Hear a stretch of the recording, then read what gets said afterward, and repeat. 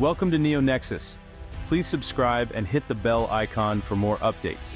Tonight we're looking at a story involving immense wealth, deep history, and growing distrust between old allies.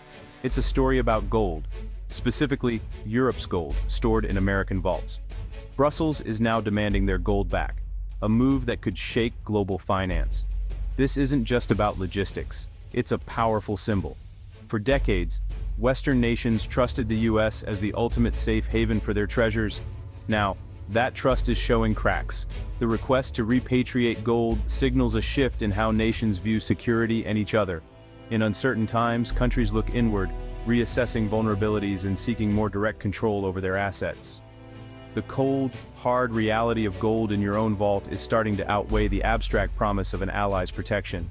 This is a profound reevaluation of what it means to be financially secure in the 21st century. The movement of this much gold is more than an accounting exercise. It reflects shifting global power. It's about trust, the future of the US dollar, and whether old alliances can withstand new pressures. Tonight, we'll break down the history, the current tensions, and what this golden demand could mean for our interconnected world. Stay with us as we unravel the story behind Europe's golden question. Let's get started.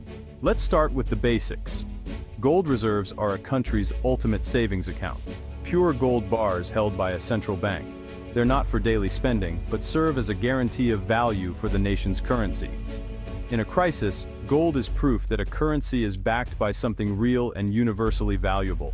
Gold's scarcity and stability make it a reliable safe haven asset, especially when other investments falter.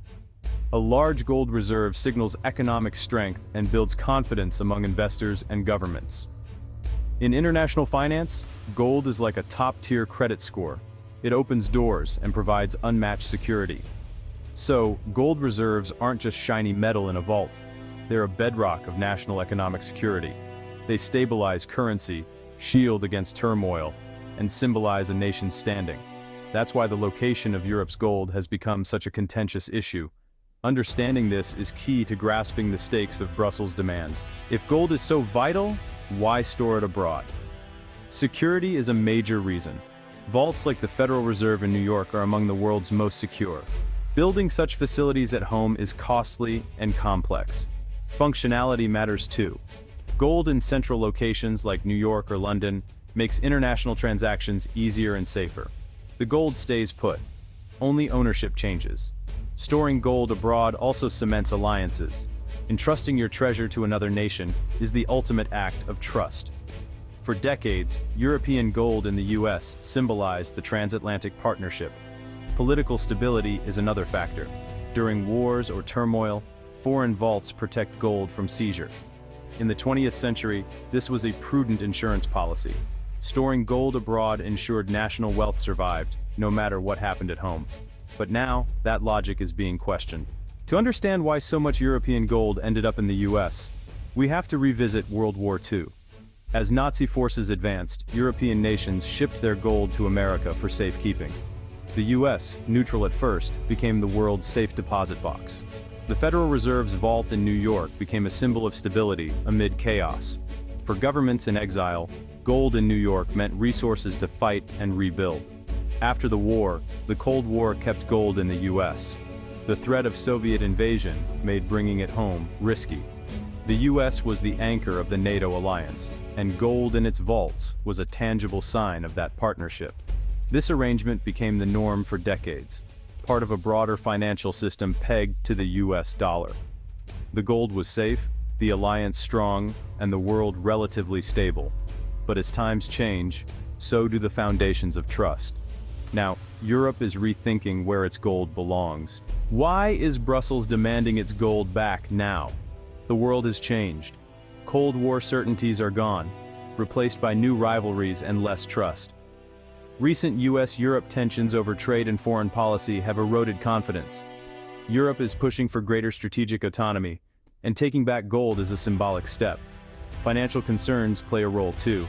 Massive money printing has sparked fears of inflation and dollar instability. Some European leaders worry about the long-term health of the US economy. Repatriating gold diversifies risk and puts Europe's financial backstop under its own control. There's also a desire for transparency.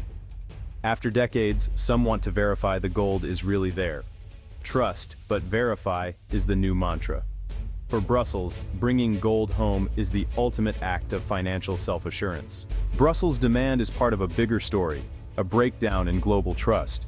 The post-war order, built on shared values and U.S. leadership, is cracking. Economic nationalism and geopolitical competition are making nations prioritize their own security. The weaponization of finance is a key driver. The U.S. has frozen assets of adversaries, sending a message even to allies. Assets in the U.S. can be seized or frozen, making countries rethink where they keep their reserves. Doubts about the U.S. dollar are growing, fueled by debt and aggressive money printing. Gold, with no counterparty risk, is the obvious hedge. By bringing gold home, nations remove it from the geopolitical chessboard. It can't be frozen or devalued by another country's policies. It's sovereign wealth in its purest form. Brussels' move signals that Europe no longer wants to outsource its ultimate financial security. They want their insurance policy in their own hands. This is a direct response to a world where trust is no longer a given.